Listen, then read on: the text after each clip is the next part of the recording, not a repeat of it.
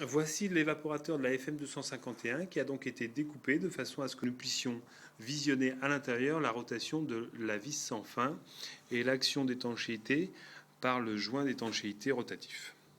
Je vais simuler par l'action de l'interrupteur on-off le flotteur. Flotteur dans son niveau haut, ça enclenche directement le motoréducteur et donc la mise en route de la vis sans fin, la rotation de la vis sans fin. On voit l'action de la vis sans fin qui effectivement remonte en permanence l'eau et les glaçons et la glace qui s'est formée. Rien ne racle sur les parois.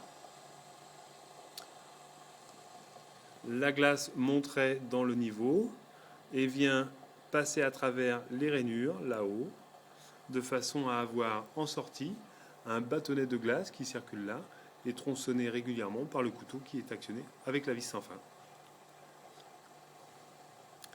L'évaporateur, comme on peut le voir, est composé de quoi?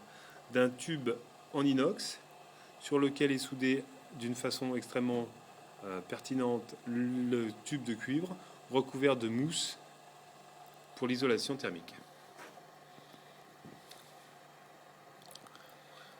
Cet évaporateur est en acier inox de très haute définition, très haute qualité, de façon à avoir une corrosion extrêmement limitée dans le temps.